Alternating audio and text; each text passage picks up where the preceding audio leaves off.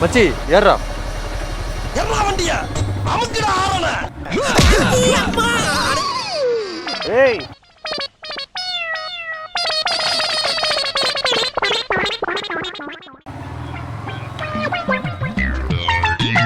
மச்சி இறங்குடா. ஒரு புக்கிங் காணா. டேய் மச்சி நீ எப்படா இறங்குன? எப்படா ஏறுனே? ஏறு மச்சின்னு சொல்லிட்டு ஃபர்ஸ்ட் கியரை போட்டு திரும்பினேல, அப்பவே நான் கீழே விழுந்துட்டேன். விடு மச்சி, என்ன பண்றது, சீட்டு சின்னது, மோட்டார்ல எல்லாம் சகஜம் தானே. ஏண்டா அதுக்குன்னு பிடிக்கிற கூட ஒரு கிராப் பார் இல்ல? எவன் சொன்னா இல்லன்னு? அதான் அக்சசரியில இருக்குல்ல, 1130 ரூபா கொடுத்து ஃபிட் பண்ணிக்கலாம். டேய் இதெல்லாம் பேசிக்டா, அது கூட வண்டியோட தர மாட்டீங்க. பின்னாடி ஆளே உட்கார முடியாது, இல்ல சாரி கார்டு ஒரு குறைச்ச. என்னடா குடுக்கலன்னா ஏன் குடுக்கலன்னு கேக்குறீங்க, கொடுத்தா ஏன் கொடுத்தேன்னு கேக்குறீங்க, ஒரே வம்பா போச்சு. சரி அதை விடு, இதனடா வயர்லாம் குந்தாங்குறையா தொங்கிட்டு இருக்கு. 1.5 ரூபா பிளேட்ல வண்டியில சோழியை முடிச்சலாம் போலயே. மட்காடு வேற தம்மா துண்டா இருக்கு. இங்க வாரு வண்டியில சேரும் ஜகதியமா உள்ள இன்ஜின் வரைக்கும் தெரிக்குது. அது ஒரு கூலிங் சிஸ்டம், தகுதியோட போய் விட்டுச்சுன்னா அது கொஞ்சம் கூலிங் ஆகும்ல. இதனடா ரேடியேட்டர்லாம் இப்படி பப்பர் பேன் திறந்து கிடக்கு, சேரு சகையில அடிச்சா போயிரும் போலே. அதுக்குதான் ரேடியேட்டர் கவர் கார்டு விக்கிறாங்களா மச்சி, வாங்கி மாட்டிக்கிற வேண்டியதான். லிவர் கார்டெல்லாம் கொடுக்கல. இவ்வளவு விஷயத்துல உனக்கு அதுதான் குறையா தெரியுது. ஏய் ஆக்சுவலா உங்க வெப்சைட்ல நான் பார்த்தேன், வண்டிக்கு தேவையான ஒரு பேசிக்கான அக்சசரி கூட இவங்க வந்து ஏன் பேசிக்கா கொடுக்க மாட்டாங்கன்னு தான் கேக்குறேன் நான். அது அவங்க சம்பாதிக்கணும்ல. இல்லடா அதான் கஃபே ரேசர் கிட், ஸ்கிராம்பிளர் கிட்னு விக்கிறாங்கல, வாங்கி மாட்டிக்க வேண்டியதானே. போய் தொலை. குறையவே பேசாதடா, வண்டியில எவ்வளவு நல்ல விஷயம் இருக்குல்ல, அதை பத்தி பேசுவோம் வா. ஏய் வண்டியில உள்ளதானப்பா நான் சொன்னேன். ப்ரோ இந்த காசு, ஐயோ பாவம்.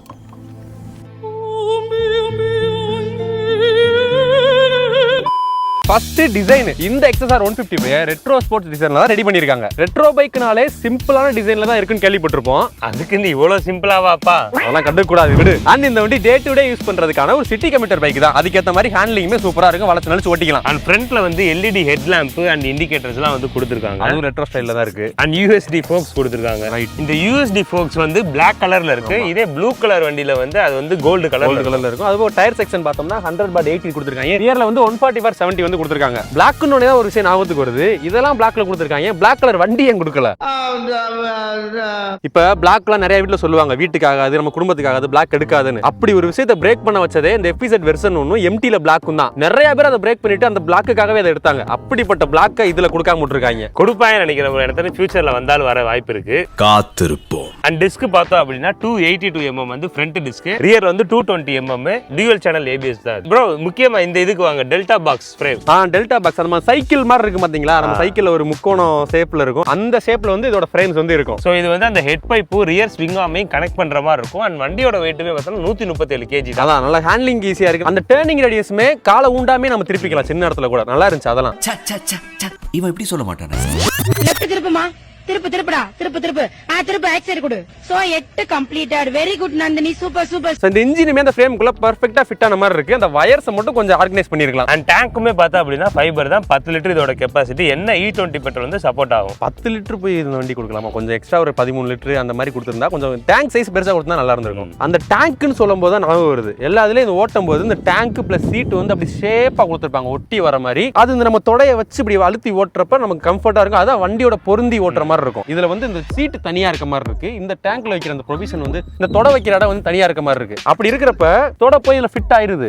ஆனா இந்த இடத்துல ஏதோ டிஸ்டர்ப் பண்ணிக்கிட்டே இருக்கிற மாதிரியே ஃபீல் இருக்கு. அது வந்து ஒரு கம்ஃபர்ட்டை குறைக்குது, கான்ஃபிடென்ட்டையும் குறைக்குது. அண்ட் ஸ்விட்சஸ்ல வந்து எனக்கு கொஞ்சம் குறையப்பட்டது என்ன அப்படின்னா, இதுவுமே வந்து ரெட்ரோ ஸ்டைல்ல போயிருக்கலாம், ஏதாவது பேசிக்கா பண்ணிருக்கலாம், அதுவும் தோணுச்சு. அண்ட் ஏன் இந்த ஹாரன மேலேயும் இண்டிகேட்டர் கீழேயும் கொடுத்தாங்கன்னா தெரியல.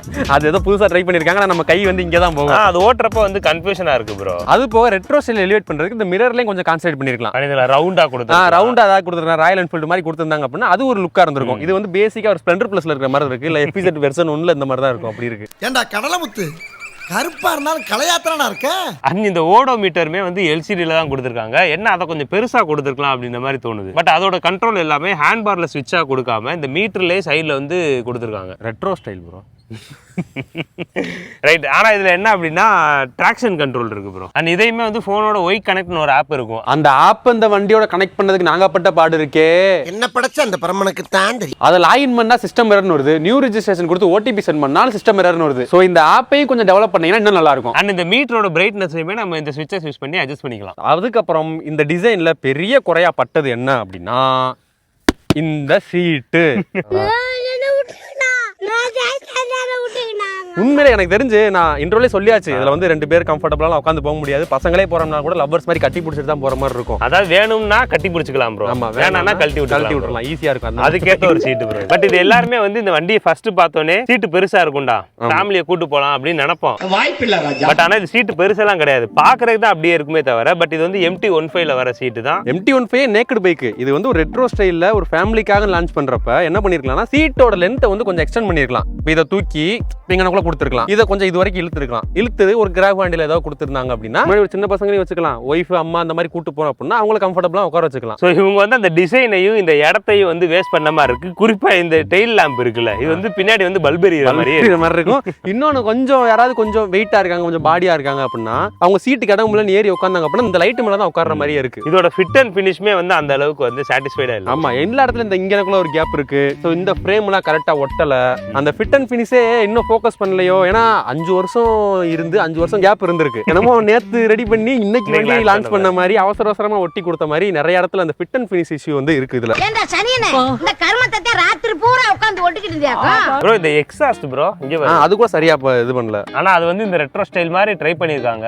ஆமா, ஆனா இதுல ஒரு பாசிட்டிவ் என்னன்னா சின்ன பைக்கா இருக்கனால சீட் ஹைட் வந்து உங்களுக்கு கம்மியா இருக்கும். சோ ஷார்ட் ரைடருக்குலாம் ரொம்ப கம்ஃபர்டபுளா இருக்கும். லேடிஸ் யாராவது கியர் வண்டி ஓட்டுறாங்க அப்படின்னா அவங்களுக்குமே நல்லா இருக்கும். நெக்ஸ்ட் இதோட ஹார்ட் தான் ப்ரோ. ஹார்ட் அதான் நாங்க இவ்வளவு நேரம் குறை சொன்னோம்ல, இதெல்லாம் குறை சொல்லணும்லாம் சொல்லல. வண்டியில கொடுத்தத சொல்லிருக்கோம். ஏன்னா இன்ஜின் வந்து சூப்பரான ஒரு இன்ஜின். ஆமா, இதுல எவ்வளவோ நெகட்டிவ்ஸ் இருக்கு, அது எல்லாத்தையும் தூக்கி ஓர வச்சிருங்க. வாங்குறதுக்கு ஒரே ரீசன் இன்ஜின் தான். இன்ஜின் மட்டும். ஏன்னா அது ஒரு நல்ல ரிஃபைன்டான ரிலையபிளான இன்ஜின். 155cc நீங்க வந்து R15 ல பாத்திருப்பீங்க, MT-15 ல பாத்திருப்பீங்க. இது எல்லாமே இந்த இன்ஜின் தான். சோ இது வந்து ஒரு லிக்விட் கூல்ட் இன்ஜின் தான். 4 stroke single over head game shaft and இது 4 வால் VVA டெக்னாலஜி இருக்கிற ஒரு இன்ஜின். அந்த VVA பத்தி என்னன்னு தெரிஞ்சுக்கணும்னா ஒரு ஷார்ட்ஸ் பண்ணிருக்கோம், அதுல போய் செக் பண்ணி பாருங்க. சிட்டிக்குள்ள எக்கனாமியா ஓட்டுறதுக்கும் சரி, ஹைவேல பர்ஃபார்மன்ஸா பவரா ஓட்டுறதுக்கும் சரி இந்த இன்ஜின் வந்து பக்காவா இருக்கும். அது போக இதுல 6 ஸ்பீட் கியர் பாக்ஸ் கொடுத்திருக்காங்க. அசிஸ்டன்ட் ஸ்லிப்பர் கிளட்ச் வந்து இருக்கு. அதாவது நீங்க சிட்டிக்குள்ள ஓட்டுறீங்க, டிராஃபிக் எல்லாம் ஓட்டுறீங்க அப்படின்னா அந்த கிளட்ச் வந்து ரொம்ப லைட்டா இருக்கும், கியர் ஷிஃப்ட்டுமே ஸ்மூத்தா இருக்குமா. இது புது வண்டினால ரொம்ப டைட்டா இருக்கு, போக போக ஸ்மூத் ஆயிரும். அண்ட் ஸ்லிப்பர் கிளட்சை பத்தியுமே ஆல்ரெடி தெரிஞ்சிருக்கும். ஹை RPM ல போகும்போது டவுன் ஷிஃப்ட் பண்றோம் அப்படின்னா வண்டி வந்து ஜர்க் அடிக்காம ஸ்மூத்தா டவுன் ஷிஃப்ட் பண்ணிக்கலாம், அப் பண்ணிக்கலாம். வீல் வந்து எங்கேயுமே லாக் ஆகாது. சோ இந்த வண்டியோட ரைடிங் எக்ஸ்பீரியன்ஸ் வந்து நாங்க 2 பேருமே ஓட்டி பார்த்தோம். சிட்டி அண்ட் ஹைவேல வந்து சூப்பரா இருந்துச்சு வண்டி. வண்டி ரொம்ப லைட் வெயிட்ன்றனால ஈஸியா ஹேண்டில் பண்றதுக்கு பம்பர் டு பம்பர் டிராஃபிக்லயும் சரி, ஹைவேலயும் சரி, அந்த ஸ்டெபிலிட்டியும் சரி, ஒரு கட் அடிச்சு ஓட்டுறது, கார்னரிங் எல்லாத்துக்குமே கம்ஃபர்டபுளா இருக்கு வண்டி. தம்பி உனக்கு ஒரு அதிர்ச்சி. அண்ட் பவர் டு வெயிட் ரேஷியோமே இந்த வண்டி வந்து நல்லா ஸ்ட்ராங்கா இருக்கு ப்ரோ. நீங்க ஒரு நல்ல ஒரு ரைடிங் ஃபீல் பண்ணணும்னு நினைக்கிறீங்க, ஒரு ஆளா தான் மேக்ஸிமம் நான் ஓட்டுவேன்னு நினைக்கிறவங்க, நல்ல இன்ஜின், ரிலையபிளான இன்ஜின் வேணும், பர்ஃபார்மன்ஸாகவும் இருக்கணும், மைலேஜும் தரணும் அப்படின்னு நினைக்கிறவங்களுக்கு வந்து இந்த வண்டி வந்து செட் ஆகும்னு எனக்கு தோணுது. ஏன்னா போஷருமே பார்த்தா அப்படின்னா அந்த ஃபுட் பேக்லாம் கொஞ்சம் பின்னாடி இருக்கு, ஹேண்ட் பார்லாம் கொஞ்சம் டக் பண்ணி ஓட்டுற மாதிரி தான் இருக்கு. நம்ம ராயல் என்ஃபீல்ட் பைக்கிற மாதிரி அப்ரைட் ஹேண்டில் மாதிரி இல்ல, கொஞ்சம் குனிஞ்ச மாதிரி தான் இருக்கு. மேக்ஸிமம் சிட்டி கம்யூட்டிங் தான் வாங்குவாங்க, அதுக்கு எனக்கு தெரிஞ்சு ஓகே தான். அண்ட் இந்த வண்டியோட இன்ஜினை தவிர நிறைய விஷயங்களை வந்து கான்ட்ரவர்சியா தான் Yamaha வந்து கொண்டு போன மாதிரி எனக்கு ஃபீல் ஆகுது. இல்ல அப்படிதான் இருக்கு, எனக்கு அப்படிதான் இருக்கு. ஏன்னா கிரவுண்ட் கிளியரன்ஸ்ல 170 mm தான் ப்ரோ. 2 பேர் ஏறிட்டீங்கன்னா 120 mm தான் அந்த கிளியரன்ஸ் இருக்கும். சிங்கிளா போறப்ப கூட ஏதோ பள்ளமேடு ஸ்பீட் பிரேக்கர்ல வந்து மேனேஜ் பண்ணிரலாம், எங்கேயும் தட்டாது. டபுள்ஸ் எல்லாம் போறோம் அப்படின்னா அது கம்மியாகுது. ஆமா, ஏறி உட்கார்ந்தாலே ஒரு அமுக்குது. ஜஸ்ட் மிஸ், ஒரு நூல்ல மிஸ் ஆயிடுறது. அதுவும் இல்லாம இந்த ரிசர்வாயர் டேங்க் இருக்கு பாத்தீங்களா, அதையுமே கீழே தான் கொடுத்து வச்சிருக்காங்க. ரெண்டாவது இந்த வண்டியோட ஓவரால் லுக்கே வந்து 2 லட்சம் அந்த வண்டியா அப்படின்ற மாதிரி வந்து எல்லாம் ஷாக் ஆகுறாங்க. ஏன்னா அது ஒரு பெரிய வண்டி அப்படின்ற மாதிரி யாருக்குமே இது ஃபீலே வர மாட்டேங்குது. எது பட்ஜெட் செக்மெண்ட்ல லான்ச் பண்ண வண்டியான்ற மாதிரி டவுட் வருது. ஆமா, எக்ஸோரூம் பிரைஸ் சொன்னாலே அவ்வளவா அப்படின்றாங்க. அவர் ஆன் ரோடு பிரைஸ் எல்லாம் 180 ஆக்சிடரி போட்டா 2 லட்சம் அப்படின்னாலாம் ஷாக் ஆகுறாங்க. இந்த வண்டி வந்து நம்ம அண்ணன் தான் எடுத்திருக்காரு. இப்ப பேசுறப்ப அவர் பக்கத்துல இல்ல, அவர்ட்ட தனியா தான் யூசர் ரிவ்யூ கேட்க போறோம். சோ நம்ம அவர்ட்ட போய் யூசர் பாயிண்ட் ஆஃப் ரிவ்யூ வந்து கேட்டுக்கலாம். சரிங்க. The next day. சோ நம்ம சிவானந்த் தான் இந்த பைக்கோட ஓனர். அவரோட யூசர் ஃபீட்பேக் என்னன்னு அவர்ட்டே கேட்டு தெரிஞ்சு. அது மட்டும் இல்லாம மதுரையிலே ஃபர்ஸ்ட் டெலிவரி அண்ணன் தான் எடுத்திருக்காரு. ஏனே XSR 155 எடுத்தீங்க? Yamaha இந்த வார்த்தையில தான் நான் விழுந்துட்டேன். பைக்கோட அந்த ரெட்ரோ லுக் தான். இல்ல, ஆனா அதுக்கு முன்னாடியே ஹண்டர் இருக்கு உங்களுக்கு. 225cc வந்து. ஏன் இந்த XSR எடுத்தீங்க? R15 அந்த MT-15 அது ஃபேமிலியா போறதுக்கு வந்து செட் ஆகாது. இது கொஞ்சம் நிமிர்ந்து ஓட்டுற மாதிரி ஒரு ஃபீல் இருக்கு. ஃபேமிலின்னு சொல்லவும் தான் எனக்கு ஒரு ஞாபகம் வந்துச்சு. ஃபேமிலியா போனீங்களா? சீட்டிங் கம்ஃபர்ட் வந்து எப்படி இருந்துச்சு?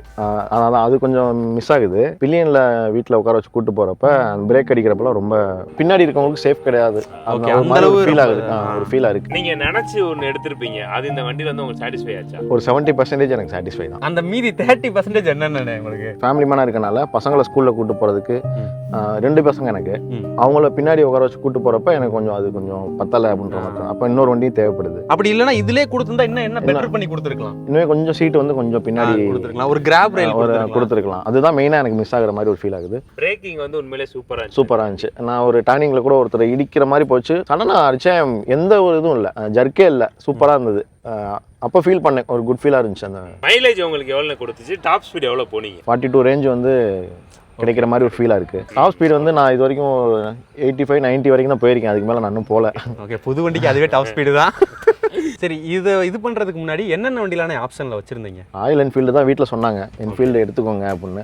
எனக்கு புது வண்டி வேணாம், நான் செகண்ட்ஸில் வேணாம். நான் எலக்ட்ரா வந்து எனக்கு சாய்ஸில் இருந்துச்சு, பழைய வண்டி ஏதாவது எலக்ட்ராவில் கிடைக்குமான்னு. அது தேடிட்டே இருந்தேன், எதுவுமே பெஸ்ட்டாக அமையலை. ஓகே, இது நம்ம அந்த ரெட்ரோ லுக்கு எனக்கு அந்த மெயினாக நான் வண்டி எடுக்கிற காரணமே இந்த லுக்கு தான். இதில் இருக்க இந்த ப்ளஸ் ஆர் மைனஸ் வந்து எனக்கு அப்புறம் தான். ஏன்னா இந்த கலர் எடுத்தீங்க? பிடிச்சிருந்தது, சிம்பிளி சூப்பராக இருந்துச்சு இந்த கலர். பிளாக் வந்திருந்தா அதை எடுத்துருப்பீங்களா? இது எடுப்பீங்க?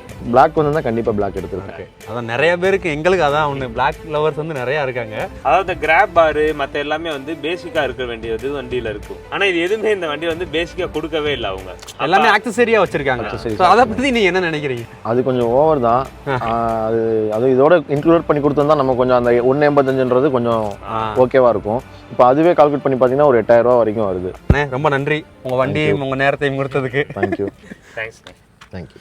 I think it's time to come back to normal.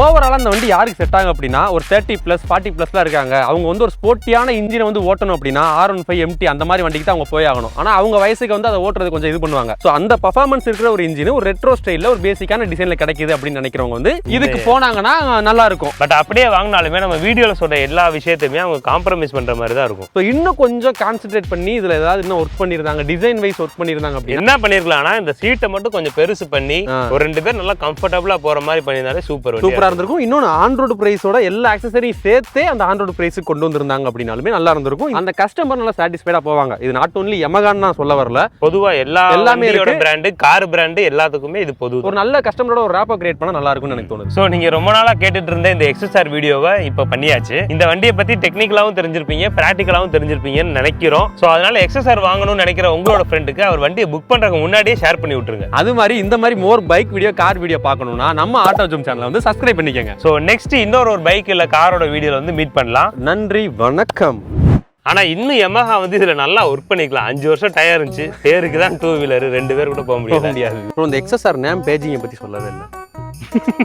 இது எல்லாத்தையும் விட இப்ப அதான் உனக்கு முக்கியமா இல்லை, இது கொஞ்சம் அழகா இருக்குல்ல, வித்தியாசமா இருக்கு.